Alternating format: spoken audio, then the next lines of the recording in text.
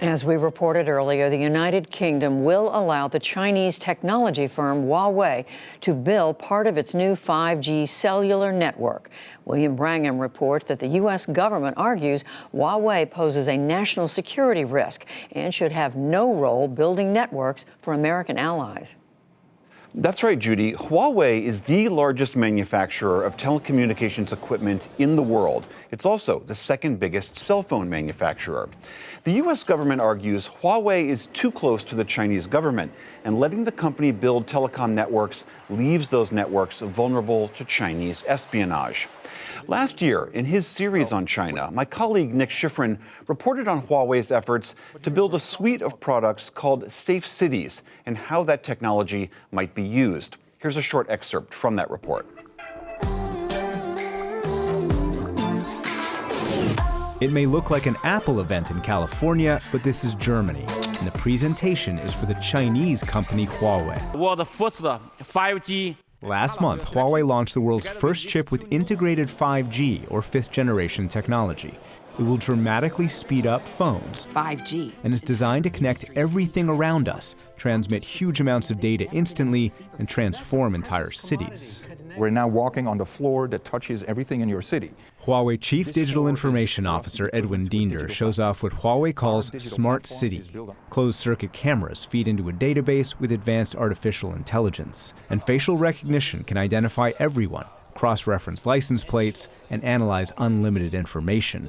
Huawei promotional videos compare the combination of AI, 5G, and surveillance to how a brain processes information to control the body. The U.S. fears that Huawei's information isn't secure because the control is actually the Chinese government's. To have Huawei operating as a 5G network in our country or in our allies' countries, we believe represents a fundamental compromise of our national security and the privacy of millions of citizens. The UK's decision to allow Huawei in came despite months of intense lobbying by the Trump administration. In response, the U.S. says it now might limit intelligence sharing between Western allies. Historian and journalist Garrett Graff has been covering Huawei for Wired magazine. Welcome back to the NewsHour. Thanks for having me. Can you talk a little bit more about this concern that we heard a little bit from Vice President Mike Pence there, the concern that the government has about Huawei and this national security concern? Yeah, so 5G, the technology that Nick was just talking about, is going to be sort of the foundational underpinning of the next generation of your cell phone, your connected car, your connected refrigerator. This is going to be what powers American life and Western life and human life over the next decade. And the U.S. government and the Trump administration has spent the last 2 years arguing that allowing Huawei to build that network, to be sort of the people at the center of all of that information and data, is just too much of a risk, that is handing over too many sinister possibilities to the government of China, from sort of stealing and reading that data to the possibility of turning the networks on and off in a time of great tension with China. So how real is that risk? I mean, what is the evidence for this? We saw Senator Tom Cotton recently equated allowing Huawei to build modern-day data networks as the equivalent of letting the KGB build phone systems back during the Cold War. I mean, is it really a Trojan horse?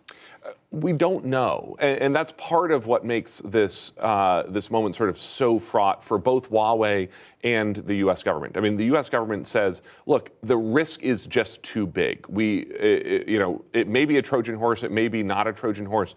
This is a company that, according to the U.S. government, has a pattern of intellectual property theft and economic espionage. It has a pattern, according to the U.S. government, of evading sanctions, U.S. sanctions, and doing business with countries like Iran and North Korea and authoritarian regimes in Africa to help. It helps enable the surveillance and the oppression of the Uyghur minority in northwest China. This is just a company we don't want to be doing business with. We don't want to take this risk. Huawei says, look, we're a plumbing company. It's not up to us to figure out, what goes through the pipes. We just build the pipes. And they say that they are an employee-owned company. a private company in China.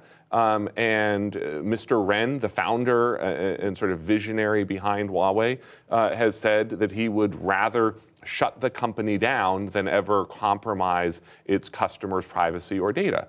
The U.S. government counters by saying you may not have a choice. Under what is known as the 2017 Chinese National Intelligence Law, it appears Huawei could actually be coerced and required to cooperate with Chinese intelligence if asked.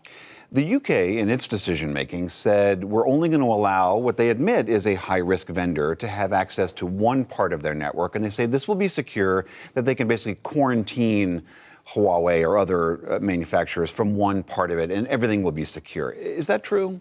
So the UK has a very long history with Huawei as a key vendor of British Telecom, BT. And so they've just approached this issue differently from the US. They think that there are sort of these two sides of the coin, data access and network availability. And they're sort of making the choice that we can limit Huawei's data access to the network while just risking this open question about the network availability, whether Huawei could still turn the network on or off. So they might have the ability to shut the system down, but they wouldn't be able to look at what was passing over the system. Effectively, that's the gamble that the UK is making.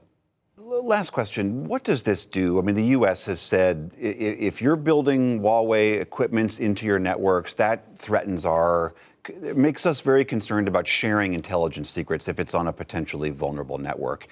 Does this represent a long-term threat to U.S. intelligence relationships or not? So it's probably pretty doubtful that much would change in the U.S. relationship with the U.K. This is the closest special relationship. The special relationship, the intelligence partnership, national security partnership that we have with the U.K. is the closest, tightest relationship that we have with any country in the world. The bigger challenge and sort of the long-term door that the U.K. move opens is if you are any other country facing the high-pressure campaign from the U.S. to block Huawei from your systems. If you're Germany, if you are Poland, if you are Italy, and you were sort of already on the fence, you're probably going to look at this decision and say, well, if the U.K. can get away with it, so can we. Garrett Graff, thank you very much. My pleasure.